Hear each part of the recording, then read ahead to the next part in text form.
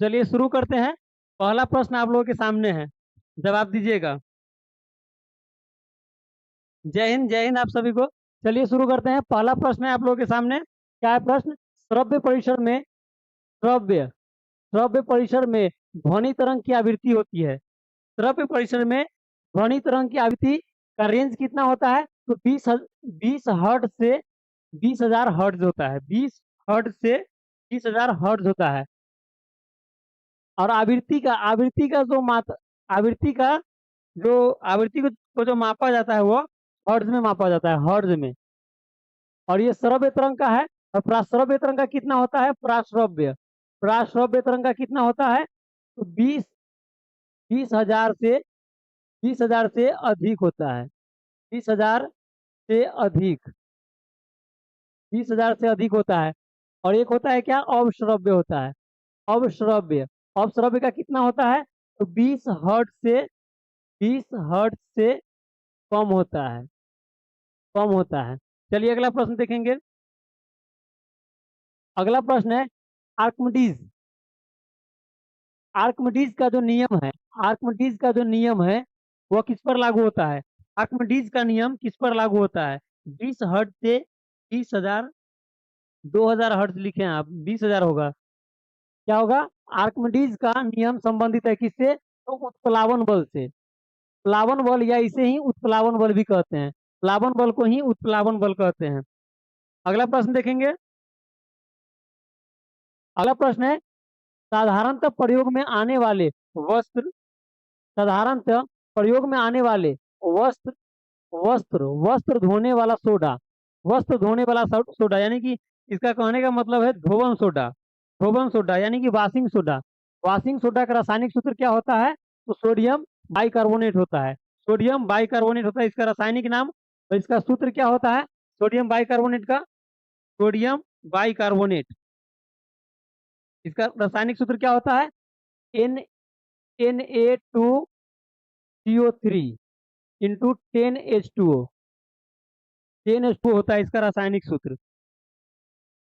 चलिए अगला प्रश्न देखेंगे। अगला प्रश्न है केल्विनाइजेशन। केल्विनाइजेशन एक प्रक्रम है। केल्विनाइजेशन जो है वह एक प्रक्रम है। गेल्वेनाइजेशन गेल्वेनाइजेशन में क्या होता है? जस्ते का जो परत होता है लोहे पर चढ़ाया जाता है। जस्ता या जिंक का परत चढ़ाया जाता है। इस प्रक्रिया को ही गेल्वेनाइजेशन कहते हैं। इस प्रक्रिया को ही गेल्वेनाइजेशन कहते हैं। गेल्वेनाइजेशन कहते हैं।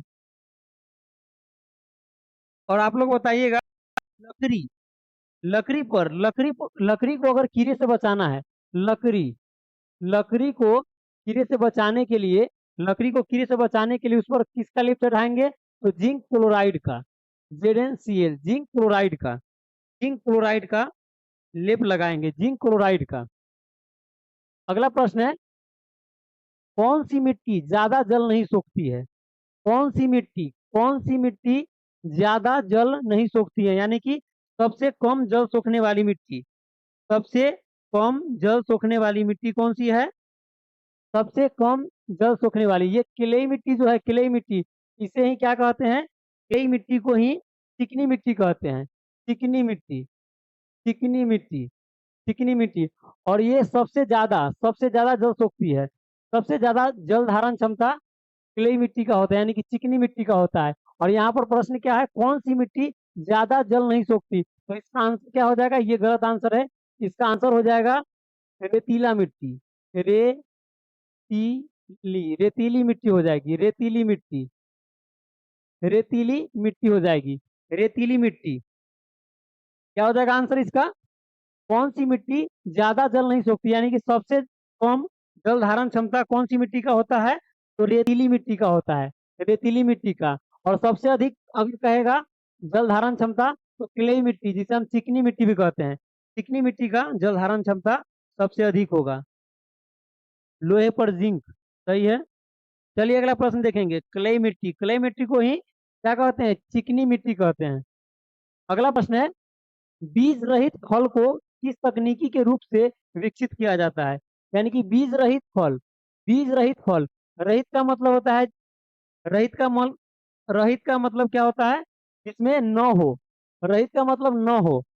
और सहित का मतलब हो, सहित का मतलब नहीं हो, नहीं हो, जिसमें बीज नहीं हो, जिसमें बीज नहीं हो वैसे फल को किस तकनीक के रूप में, तकनीक के रूप में विकसित किया जाता है, किस तकनीक के रूप में विकसित किया जाता है?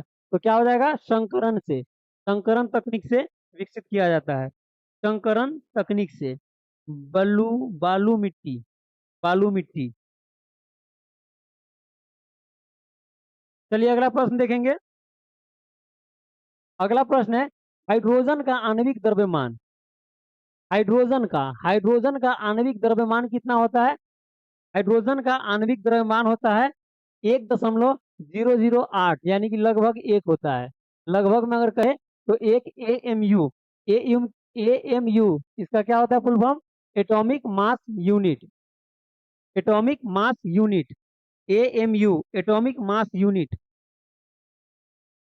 संकरण, एटॉमिक मास यूनिट। चलिए अगला प्रश्न देखेंगे। अगला प्रश्न है इलेक्ट्रॉनिक ओरिएंटेशन द्वारा, इलेक्ट्रॉनिक ओरिएंटेशन द्वारा सूचना जोड़कर प्रयोग कहाँ से आसान होता है? सूचना को जोड़कर प्रयोग कहाँ से आसान होता है? तो क्या है आंसर? HTML है। HTML क्या है? HTML क्या है? HTML यह क्या है? एक प्रोग्रामिंग भाषा है। प्रोग्रामिंग, प्रोग्रामिंग, प्रोग्रामिंग, प्रोग्रामिंग भाषा है।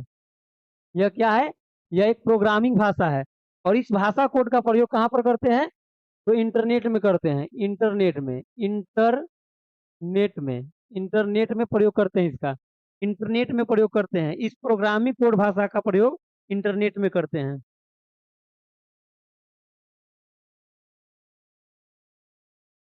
चलिए बहुत बहुत धन्यवाद। देखिए आगे वाला प्रश्न देखिएगा।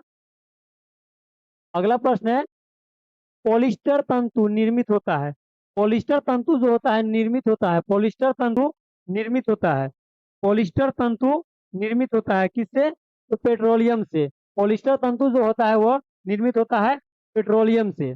अगला प्रश्न देखेंगे। अगला प्रश्न है कौन सा एसिड का प्रयोग सामान्य रूप से बैटरियों में किया जाता है? यानी कि एसिड यानी कि अम्ल, किस अम्ल का प्रयोग सामान्य रूप से बैटरियों में किया जाता है? बैटरियों में प्रयोग किए जाने वाले अम्ल का नाम बताइए।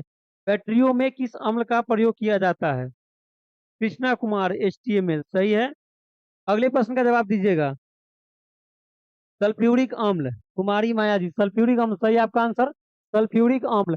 और यहाँ पर अगर कहेगा कि यहाँ एसिड पूछा तो सल्फ्यूरिक अम्ल, और कहेगा कि बैटरी में कौन सा धातु, धातु, धातु तो कौन सा हो जाएगा?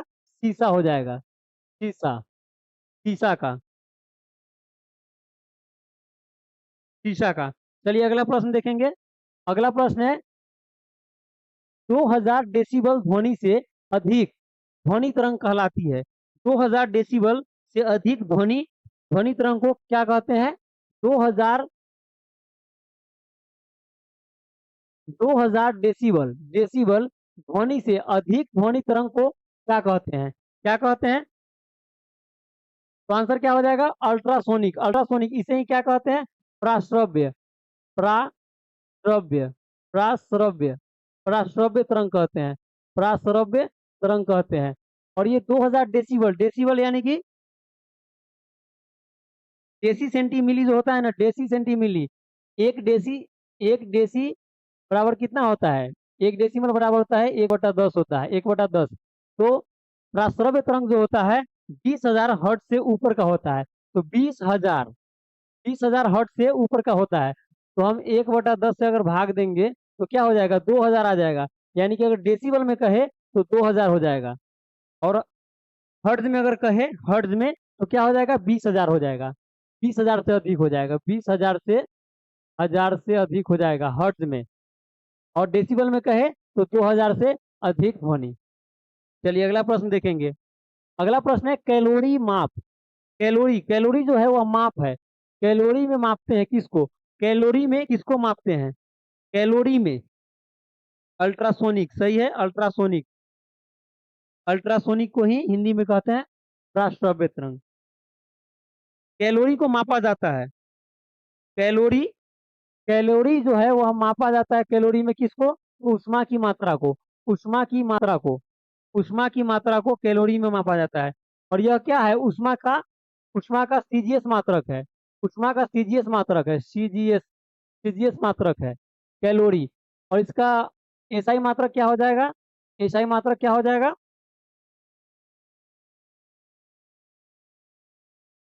एसआई मात्रक क्या हो जाएगा इसका, जूल हो जाएगा, जूल। ऊष्मा का एसआई मात्रक क्या हो जाएगा, जूल हो जाएगा, और सीजीएस मात्रक कैलोरी हो जाएगा। ऊष्मा की मात्रा, कैलोरी जो है ऊष्मा का सीजीएस मात्रक है, और इसका एसआई मात्रक क्या हो जाएगा, जूल हो जाएगा। चलिए अगला प्रश्न देखेंगे। अगला प्रश्न है, पानी का विशिष्ट गुरुत्व कितना होता है। पानी का विशिष्ट गुरुत्व, पानी का विशिष्ट गुरुत्व कितना होता है। रोशन रॉय, 1 ग्राम प्रति मिलीलीटर, सही है आपका आंसर। 1 ग्राम प्रति मिलीलीटर, 1 मिलीलीटर में 1 ग्राम होता है। पानी का विशिष्ट गुरुत्व, पानी का विशिष्ट गुरुत्व 1 ग्राम प्रति मिलीलीटर होता है। अगला प्रश्न देखेंगे। प्रकाश विद्युतीय प्रभाव को किसने खोजा था। प्रकाश विद्युतीय प्रभाव, प्रकाश विद्युतीय प्रभाव की खोज किसने किया था, खोज किसने किया था। तो इसका आंसर यहाँ पर गलत है। प्रकाश विद्युत प्रभाव की खोज किसने किया था, खोज किसने किया था, क्या हो जाएगा आंसर। प्रकाश विद्युत प्रभाव की खोज किसने किया था, तो हेनरिक हर्ट्ज ने किया था। Heinrich, Heinrich, Heinrich Hertz, Heinrich Hertz ने किया था इसकी खोज। और व्याख्या किया था, व्याख्या, व्याख्या, व्याख्या किया गया था अल्बर्ट आइंस्टीन के द्वारा, अल्बर्ट आइंस्टीन के द्वारा व्याख्या किया गया था। प्रकाश विद्युत प्रभाव की व्याख्या किसने किया था, तो अल्बर्ट आइंस्टीन ने किया था। और इसका खोज किया था हेनरिक हर्ट्ज ने, हेनरिक हर्ट्ज ने 1905 में यह व्याख्या किए थे अल्बर्ट आइंस्टीन ने। और इसी प्रकाश विद्युत प्रभाव के लिए 1921 में इनको नोबेल पुरस्कार मिला था, 1921 में नोबेल मिला था, नोबेल, नोबेल मिला था 1921 में। अगला प्रश्न देखेंगे। अगला प्रश्न है, वातानुकूलित प्लांट की क्षमता दी जाती है। वातानुकूलित, वातानुकूलित यानी कि जिसे हम कहते हैं एसी, एसी यानी कि air conditioner, air conditioner, Albert Einstein. वातानुकूलित को क्या कहते हैं, इंग्लिश में एसी यानी कि एयर कंडीशनर कहते हैं। इसकी क्षमता जो है वह मापी जाती है किसमें, क्षमता इसकी मापी जाती है टन में मापी जाती है, टन में, टन में मापी जाती है। 1 टन बराबर कितना होता है, केजी में अगर बात करें तो 1000 केजी, 1000 केजी बराबर होता है 1 टन, 1000 केजी बराबर 1 टन होता है, टन में। चलिए अगला प्रश्न देखेंगे। अगला प्रश्न है, ट्रांसफार्मर की क्षमता व्यक्त किया जाता है। ट्रांसफार्मर जो होता है, ट्रांसफार्मर की क्षमता जो है वह व्यक्त किया जाता है किसमें, तो किलोवाट में। ट्रांसफार्मर की क्षमता किलोवाट में व्यक्त किया जाता है। और ट्रांसफार्मर केवल एसी वोल्टेज पर कार्य करता है, एसी वोल्टेज पर, और उच्च एसी को निम्न एसी में और निम्न एसी को उच्च एसी में बदलता है। चलिए अगला प्रश्न देखेंगे। अगला प्रश्न है, ध्वनि की तीक्ष्णता। अगला प्रश्न है, ध्वनि की तीक्ष्णता, ध्वनि की तीक्ष्णता, ध्वनि की तीक्ष्णता निर्भर करती है किस पर, ध्वनि की तीक्ष्णता, तीक्ष्णता का मतलब हुआ आवाज का, ध्वनि का मोटा, मोटा या पतला होना, मोटा या पतला होना, ध्वनि का मोटा या पतला होना ध्वनि की तीक्ष्णता कहलाती है, ध्वनि की तीक्ष्णता। और यह किस पर निर्भर होता है, तो आवृत्ति यानी कि फ्रीक्वेंसी पर, फ्रीक्वेंसी पर। ध्वनि की तीक्ष्णता किस पर निर्भर करती है, तो आवृत्ति, आवृत्ति यानी कि फ्रीक्वेंसी पर, फ्रीक्वेंसी पर। अगला प्रश्न देखेंगे। अगला प्रश्न है, ध्वनि तीव्रता की डेसिबल में वह अधिकतम सीमा जिससे ऊपर व्यक्ति सुन नहीं सकता। यानी कि ध्वनि की तीव्रता जो है, तीव्रता जो है डेसिबल में, डेसिबल में कितना डेसिबल है जिससे अधिक, इससे अधिक ध्वनि को सुना नहीं जा सकता है, जो मनुष्य के लिए हानिकारक भी है और सुना भी नहीं जा सकता है। क्या हो जाएगा answer, 85 decibel, 85 decibel, 85 decibel, decibel से अधिक ध्वनि सुना नहीं जा सकता।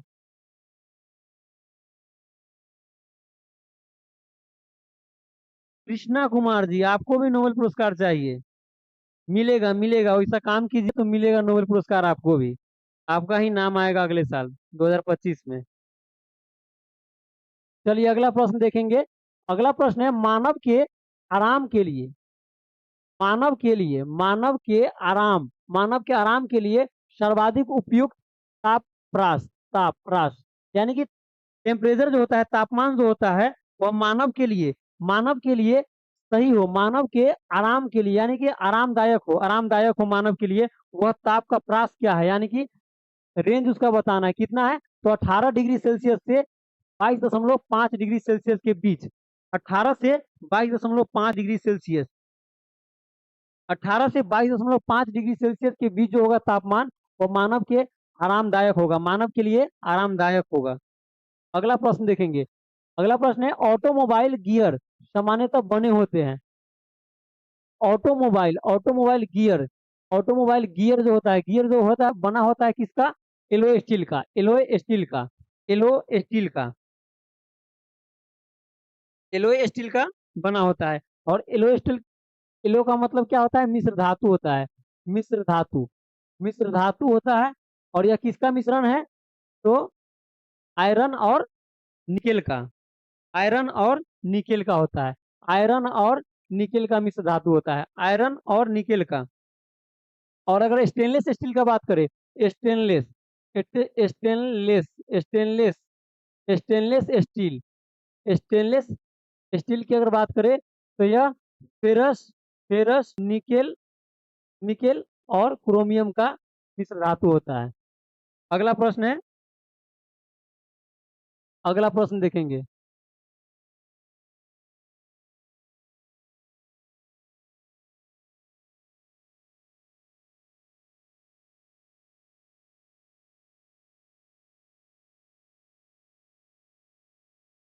चलिए अगला प्रश्न देखेंगे।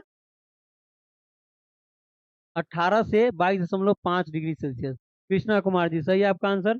चलिए अगला प्रश्न देखेंगे, अगला का जवाब दीजिए आप। एक विद्युत मोटर विद्युत ऊर्जा को परावर्तित करता है। विद्युत मोटर जो होता है, विद्युत मोटर, वह विद्युत ऊर्जा को किस ऊर्जा में बदलता है? विद्युत ऊर्जा को किस ऊर्जा में बदलता है? आंसर क्या हो जाएगा? यांत्रिक ऊर्जा, यांत्रिक ऊर्जा में बदलता है, यांत्रिक ऊर्जा में बदलता है। अगला प्रश्न देखेंगे। अगला प्रश्न है, हमारे रक्त में हीमोग्लोबिन का कार्य क्या होता है? हमारे रक्त में हीमोग्लोबिन का क्या कार्य होता है? हीमोग्लोबिन का क्या कार्य होता है? तो हीमोग्लोबिन ऑक्सीजन का परिवहन करता है, ऑक्सीजन का संवहन या परिवहन करता है, ऑक्सीजन का संवहन या परिवहन करता है हीमोग्लोबिन। हीमोग्लोबिन हीमोग्लोबिन में क्या होता है? मुख्य रूप से कौन सा तत्व पाया जाता है? तो फेरस यानी कि लोहा, लोहा पाया जाता है। और लोहे की कमी से यानी कि रक्त में लोहे की कमी से क्या होता है? एनीमिया होता है, एनीमिया एनीमिया एनीमिया। लोहे यानी कि रक्त में आयरन की कमी से एनीमिया होता है, रक्त में आयरन की यानी कि लोहे की कमी से एनीमिया होता है। अगला प्रश्न देखेंगे। अगला प्रश्न है, मोटर के स्टार्टर का मुख्य कार्य क्या होता है?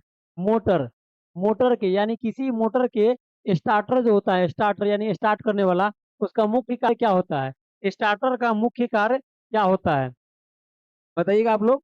मोटर मोटर के स्टार्टर का मुख्य कार्य होता है मोटर को शीघ्रता से रेटेड गति पर लाना, मोटर को शीघ्रता से रेटेड गति पर लाना, इसका मुख्य कार्य होता है स्टार्टर का। अगला प्रश्न देखेंगे। अगला प्रश्न है, प्राथमिक रंग कौन सा है? प्राथमिक रंग कौन सा है? प्राथमिक रंग कौन सा है?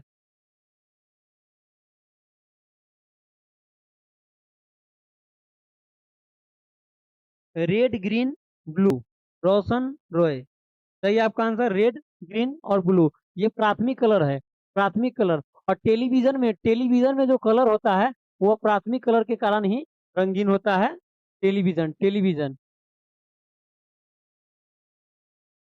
अगला प्रश्न है, कौन सदिश राशि है? सदिश राशि, तो सदिश राशि जिसमें दिशा और परिमाण दोनों हो, दिशा और परिमाण का दिशा दिशा दिशा दिशा और परिमाण परिमाण जिसमें दिशा और परिमाण दोनों हो, वह क्या होगा? सदिश होगा। और अदिश में क्या होगा? केवल परिमाण होगा, परिमाण, परिमाण होगा केवल अदिश में, अदिश में केवल परिमाण होगा, दिशा नहीं होगा, दिशा नहीं होगा। अदिश का उदाहरण क्या हो जाएगा? इसका उदाहरण हो जाएगा कार्य, कार्य हो जाएगा, ऊर्जा हो जाएगा, कार्य ऊर्जा, चाल हो जाएगा, और बहुत सारा होता है। चलिए अगला प्रश्न देखेंगे। अगला प्रश्न है, संपूर्ण शरीर के लिए रक्त पंप करता है। संपूर्ण शरीर के लिए, संपूर्ण शरीर के लिए रक्त जो है वह कहाँ पंप करता है? रक्त कहाँ पंप करता है? तो बायां नीले में, बायां नीले में, बायां नीले में। मनुष्य का जो हृदय होता है वो कितने चेंबर का होता है? 4 चेंबर का, 4 चेंबर में बटा होता है। और नीले जो होता है, नीले जो होता है नीचे होता है, अलिंद ऊपर होता है, अलिंद ऊपर होता है। तो ये हो जाएगा दायां अलिंद, दायां अलिंद, अलिंद, दायां अलिंद इधर हो जाएगा बायां अलिंद, बायां अलिंद, बायां अलिंद इधर हो जाएगा दायां नीलय, दायां, दायां नीलय, नीलय इधर हो जाएगा बायां, बायां नीलय, नीलय, बायां नीलय। तो क्या है आंसर? संपूर्ण शरीर के लिए रक्त पंप करता है कहाँ? बायां नीलय में, यानी कि यहाँ पर। चलिए अगला प्रश्न देखेंगे। अगला प्रश्न है, इंसुलिन निस्सारण के लिए उत्तरदायी ग्रंथि, यानी कि इंसुलिन के, इंसुलिन के, इंसुलिन जो स्रावित होता है, इंसुलिन जो स्रावित होता है मस्तिष्क, मस्तिष्क आंसर सही है।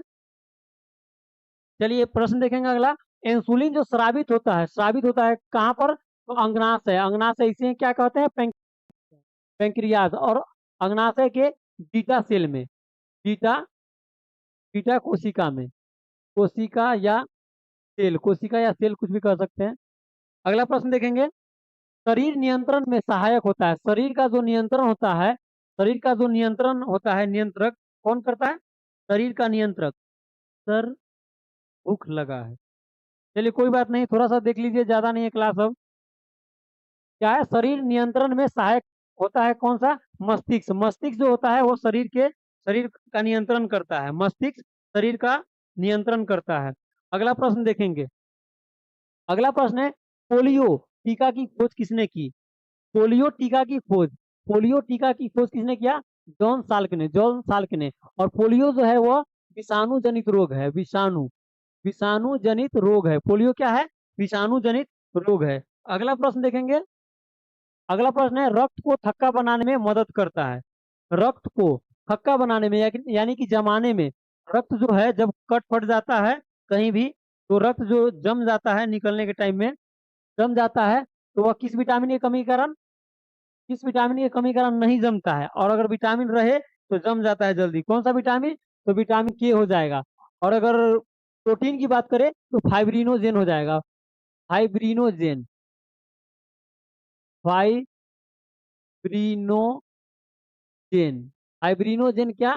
प्रोटीन, प्रोटीन की बात करें तो फाइब्रिनोजेन के कारण जमता है, और हिपेरिन के कारण नहीं जमता है। हिपेरिन, हिपेरिन, हिपेरिन के कारण शरीर के अंदर में, शरीर के अंदर, शरीर के अंदर नहीं जमता है, शरीर के अंदर नहीं जमता है, शरीर के अंदर रक्त नहीं जमता है।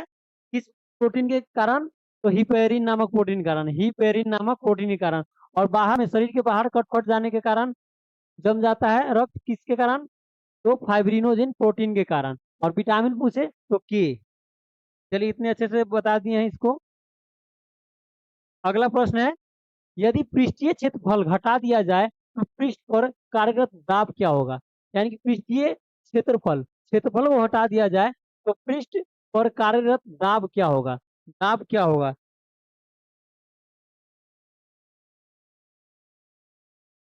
दाब क्या होगा? दाब बढ़ जाएगा। चलिए आंसर सही है, दाब बढ़ जाएगा।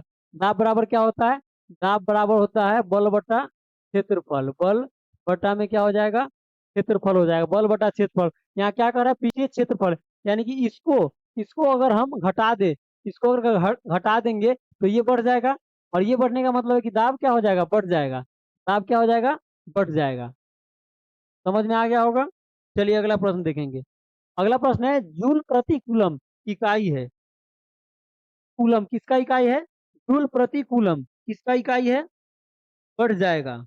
चलिए सही है। जूल प्रति कूलम किसका इकाई है? विभवांतर का। और विभवांतर का एक और इकाई है क्या? वोल्ट। वोल्ट।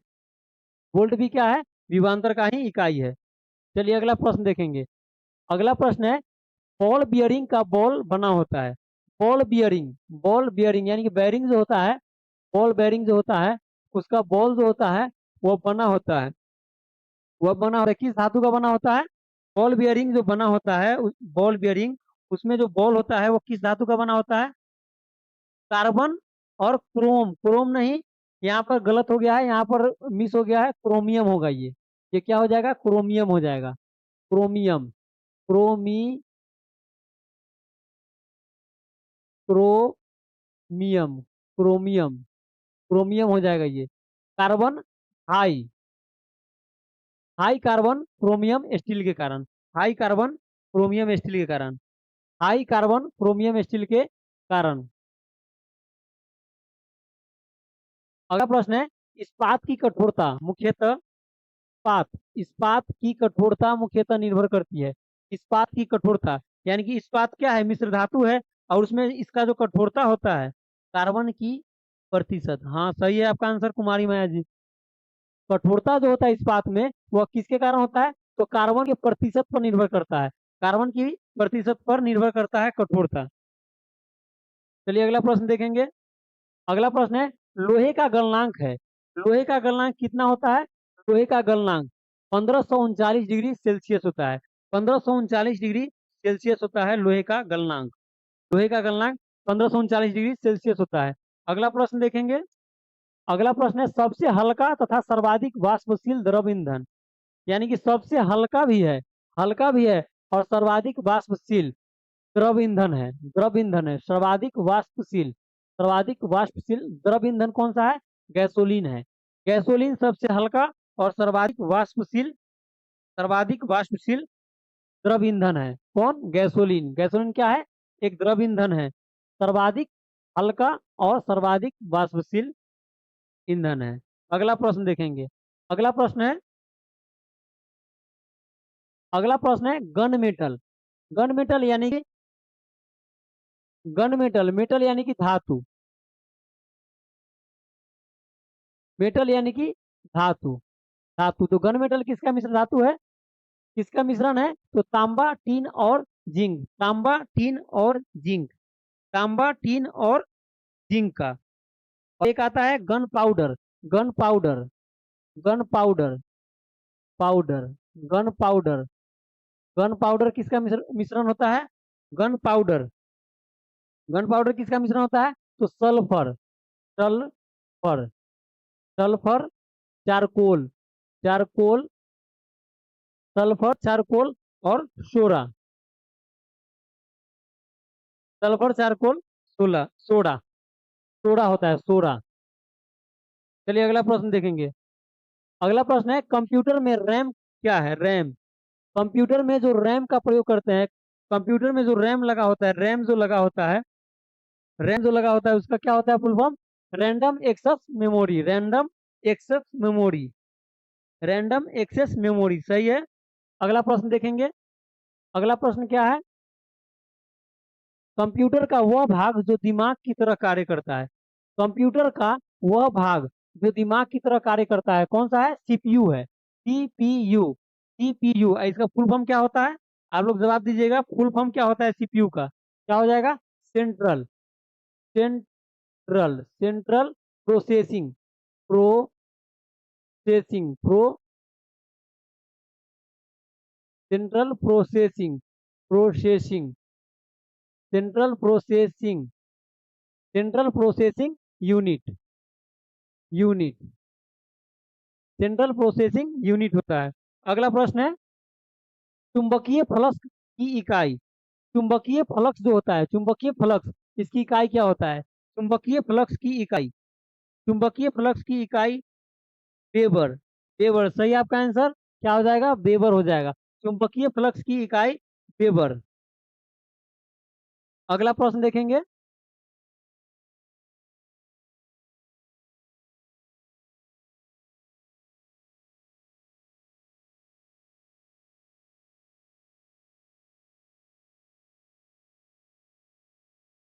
चलिए अगला प्रश्न देखेंगे। अगला प्रश्न है, एक lead acid cell lead lead acid cell को आवेशित करने के लिए सप्लाई की आवश्यकता होती है। सप्लाई की आवश्यकता होती है, यानी कि कैसी करंट की सप्लाई की आवश्यकता होती है। Lead lead acid cell lead acid cell यानी कि वह सेल जिसमें लेड यानी कि शीशा शीशा संचायक बैटरी में आवेशित करने के लिए, शीशा संचायक बैटरी को आवेशित करने के लिए कौन सा करंट सप्लाई किया जाता है? कौन सा करंट सप्लाई किया जाता है? तो आंसर क्या हो जाएगा? डीसी। डीसी करंट सप्लाई किया जाता है शीशा संचायक बैटरी में बैटरी को आवेशित करने के लिए सप्लाई किया जाता है डीसी करंट। अगला प्रश्न देखेंगे। अगला प्रश्न है, स्टील में कार्बन की प्रतिशतता है। स्टील में कार्बन की कितनी प्रतिशत होती है? स्टील में कार्बन की प्रतिशत कितनी होती है? तो 1.2 से 1.7%। 1.2 से 1.7%। सर अब छोड़ दीजिए, ऊपर से जा रहा है। ऊपर से नहीं जाएगा, ये तो रिवीजन हो रहा है। रिवीजन हो रहा है, आप लोग एक दो बार सुन लीजिएगा तो भी याद हो जाएगा, क्योंकि ये सब प्रश्न तो रिपीट होते रहता है। ज्यादा नहीं बचा है, अब ये लास्ट है इसका। चलिए देखेंगे अगला प्रश्न है। अगला प्रश्न, ये प्रश्न देख लिए, स्टील में कार्बन की प्रतिशत होती है कितना? तो 1.2 से 1.7% होता है, 1.7%। और कार्बन, स्टील में कार्बन की मात्रा बढ़ाने या घटाने से उसकी कठोरता बढ़ता या घटता है। अगला प्रश्न है, एक्स किरणों का तरंग दैर्घ्य होता है। एक्स किरण का एक्सरे जो होता है, एक्स किरण का तरंग दैर्घ्य जो होता है वो कितना होता है? 10⁻−10 मीटर से 10⁻−8 मीटर तक होता है। 10⁻−10 मीटर से 10⁻−8 मीटर तक होता है। और एक्स किरण की खोज किसने किया था? तो रोनटेंजन रोनटेंजन ने रोनटेंजन ने इसका खोज किया था, एक्स किरण का। अगला प्रश्न देखेंगे। अगला प्रश्न है, डाटाबेस। डाटाबेस क्या है? डाटाबेस क्या है? डाटाबेस क्या है? रिकार्डो का कलेक्शन है। रिकार्डो रिकार्डो वैज्ञानिक का नाम है, रिकार्डो। रिकार्डो का कलेक्शन है डाटाबेस। रिकार्डो का कलेक्शन है डाटाबेस। डाटाबेस क्या है? रिकार्डो का कलेक्शन है। अगला प्रश्न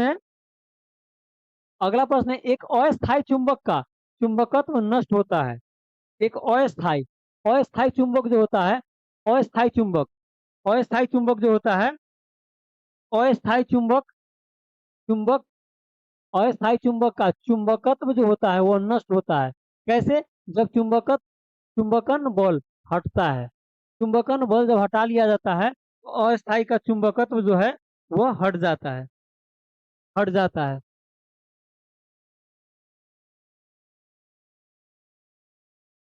10 का पावर लिखना नहीं आता। 10 का पावर,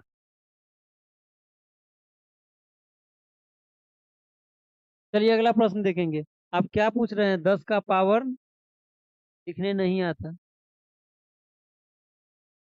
चलिए अगला प्रश्न देखेंगे। अगला प्रश्न है, डीसी जनरेटर किस सिद्धांत पर कार्य करता है? डीसी जनरेटर जो होता है डीसी जनरेटर, वह किस सिद्धांत पर कार्य करता है? डीसी जनरेटर किस सिद्धांत पर कार्य करता है? विद्युत चुंबकीय प्रेरण के सिद्धांत पर। विद्युत चुंबकीय प्रेरण के सिद्धांत पर डीसी जनरेटर कार्य करता है। डीसी जनरेटर विद्युत चुंबकीय प्रेरण के सिद्धांत पर कार्य करता है। अगला प्रश्न देखेंगे। अगला प्रश्न है, शीतलक क्यों प्रयोग किया जाता है? यानी कि शीतलक का जो हम लोग प्रयोग करते हैं, शीतलक का जो प्रयोग करते हैं वो क्यों करते हैं? शीतलक का प्रयोग क्यों करते हैं? शीतलक का प्रयोग क्यों करते हैं? तो कार्यरत उपकरण, यानी कि कार्यरत उपकरण, किसी भी उपकरण या मशीन को ठंडा रखने में शीतलक का प्रयोग, जैसे शीतलक के रूप में किसी इंजन के साथ रेडिएटर लगा होता है, तो रेडिएटर क्या करता है? शीतलक का कार्य करता है। शीतलक का मशीन को ठंडा रखने में कार्य करता है। अगला प्रश्न देखेंगे। अगला प्रश्न है, कुलम्ब। कुलम्ब यानी कि कुलम्ब बराबर होता है, यानी कि यहाँ कह सकते हैं एक कुलम्ब बराबर, एक कुलम्ब में कितना इलेक्ट्रॉन होता है? एक कुलम्ब में कितना इलेक्ट्रॉन होता है? तो 1.6 गुना 10 के पावर 19, 10 के पावर 19 इलेक्ट्रॉन होता है। 1.6 गुना 10 के पावर 19 इलेक्ट्रॉन होता है एक कूलम्ब में। एक कूलम्ब में 1.6 गुने 10 के पावर -19 इलेक्ट्रॉन होता है। अगला प्रश्न है computer peripheral. Computer computer peripheral क्या है? कंप्यूटर पेरिफेरल क्या है? यह इनपुट एवं आउटपुट डिवाइसेज है। इनपुट और आउटपुट डिवाइस है कंप्यूटर पेरिफेरल। कंप्यूटर पेरिफेरल क्या है? इनपुट और आउटपुट डिवाइस है। चलिए अगला प्रश्न देखेंगे। अगला प्रश्न है रेटिना पर बना प्रतिबिंब होता है। रेटिना पर जो प्रतिबिंब बनता है, रेटिना पर जो प्रतिबिंब बनता है वो कैसा होता है? रेटिना पर जो प्रतिबिंब बनता है वो कैसा होता है? Input and output device. Roshan Roy ji सही है आपका आंसर। अगले प्रश्न का आंसर दीजिए। रेटिना पर बना प्रतिबिंब कैसा होता है? रेटिना पर जो प्रतिबिंब बनता है वो कैसा बनता है? तो वास्तविक और उल्टा। वास्तविक और उल्टा। वास्तविक कभी भी रहे तो उल्टा बनेगा। और काल्पनिक की जब भी बात करें, काल्पनिक काल्पनिक की अगर बात हो काल्पनिक का, तो कोई भी कल्पना सीधा ही होता है। सीधा ही होता है। जब भी हम कल्पना करते हैं तो कुछ उल्टा सीधा उल्टा नहीं करते हैं, सीधा ही कल्पना करते हैं। इसीलिए ध्यान रखिए कि वास्तविक जब भी है तो उल्टा। वास्तविकता क्या होता है? उल्टा होता है। और काल्पनिक क्या होता है? हमेशा सीधा ही होता है। चलिए अगला प्रश्न देखेंगे। याद करने का तरीका है और कुछ नहीं है, ज्यादा इधर उधर नहीं सोचना है। अगला प्रश्न है एक मेगावाट। एक मेगावाट बराबर होता है, एक मेगावाट में, एक मेगावाट में कितना वाट होता है? मेगावाट में, मेगावाट यानी कि Deka hecto kilo mega.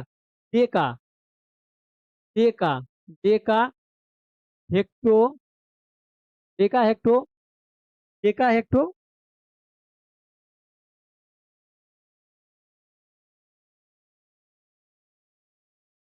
Deka hecto kilo. Deka hecto kilo mega. Mega यह होता है 10 के पावर 1 होता है, और ये 10 के पावर 2 होता है, और ये 10 के पावर 3 होता है, और यह 10 के पावर 6 हो जाता है। तो 10 के पावर 6 अगर हम लिखेंगे तो 10 के 10 के पावर 6 तो क्या हो जाएगा? 6 शून्य हो जाएगा एक पर, 1 2 3 4 5, 6 शून्य हो जाएगा। तो इसको क्या पढ़ेंगे? इकाई, इकाई दहाई सैकड़ा हजार 10,000 लाख 10 लाख। क्या हो जाएगा? 10 लाख वाट हो जाएगा। एक मेगावाट बराबर क्या हो जाएगा? 10 लाख वाट हो जाएगा। एक मेगावाट बराबर 10 लाख वाट हो जाएगा। चलिए अगला प्रश्न देखेंगे। अगला प्रश्न है प्रेशर कुकर में खाना जल्दी क्यों पकता है? प्रेशर कुकर में, यह प्रश्न कितना बार आ चुका है? प्रेशर कुकर में खाना जल्दी क्यों पकता है?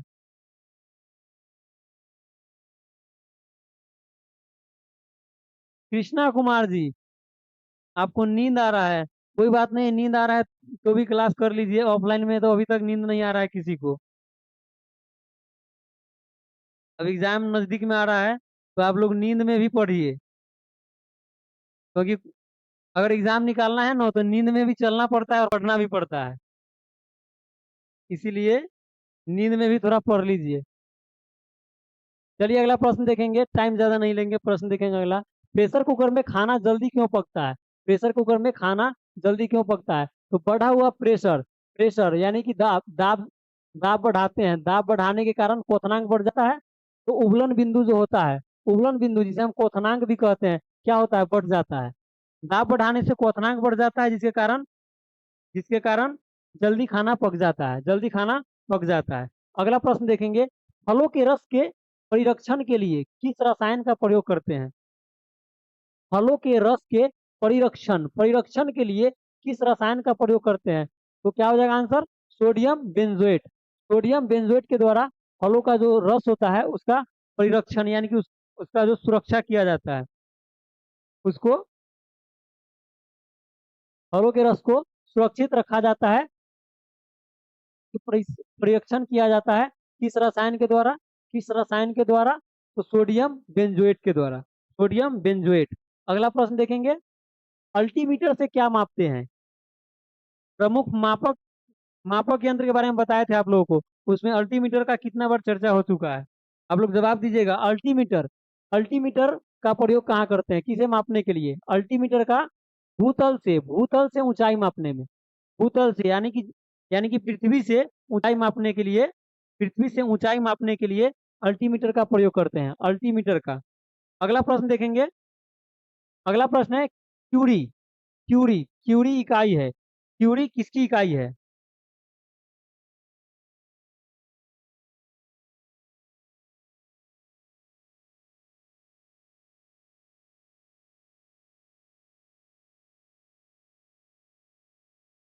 जवाब दीजिएगा आप लोग। क्यूरी जो है वो किसकी इकाई है? तो रेडियो सक्रियता की। क्यूरी रेडियो सक्रियता की इकाई है। अगला प्रश्न देखेंगे। अगला प्रश्न है एक कॉम्पैक्ट डिस्क। एक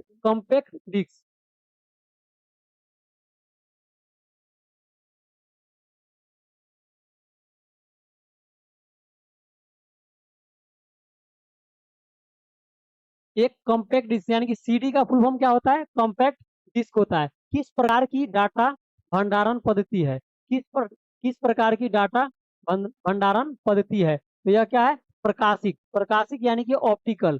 प्रकाशिक यानी कि ऑप्टिकल ऑप्टिकल डाटा भंडार करती है। ऑप्टिकल डाटा भंडारण करती है। ऑप्टिकल डाटा भंडारण करती है। अगला प्रश्न है वर्ल्ड वाइड वेब के आविष्कारक कौन थे? वर्ल्ड वाइड वेब यानी कि WWW का आविष्कारक कौन था? तो Tim Berners Lee. Tim Berners Lee. Tim Berners Lee. अगले प्रश्न पर आएंगे।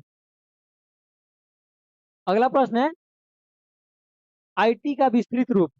आईटी आईटी का विस्तृत रूप यानी कि आईटी का फुल फॉर्म। आईटी का फुल फॉर्म क्या होता है?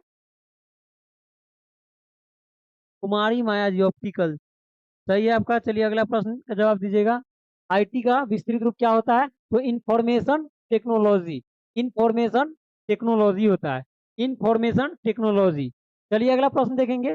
पानी की बूंदों का गोल पानी की बूंदों का गोल होने का कारण क्या होता है? पानी का जो बूंद होता है वो गोल किस कारण से होता है? पानी का बूंद गोल किस कारण से होता है? पानी का बूंद जो होता है वो गोल पानी का गोल किस कारण से होता है? तो पृष्ठ तनाव के कारण। पृष्ठ तनाव के कारण पानी की बूंदे गोल होती है। पृष्ठ तनाव के कारण पानी की बूंदे गोल होती है।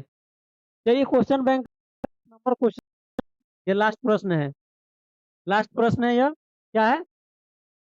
प्रश्न है एथलीट को एक एथलीट एथलीट यानी कि दौड़ने वाला जो है एथलीट एथलीट को जल्दी जल्दी ऊर्जा प्राप्त करना है, जल्दी ज्यादा ऊर्जा प्राप्त करना है तो किसका प्रयोग करेगा? जल्दी अगर ज्यादा ऊर्जा प्राप्त करना है और जल्दी करना है, तत्काल में करना है तो क्या होगा?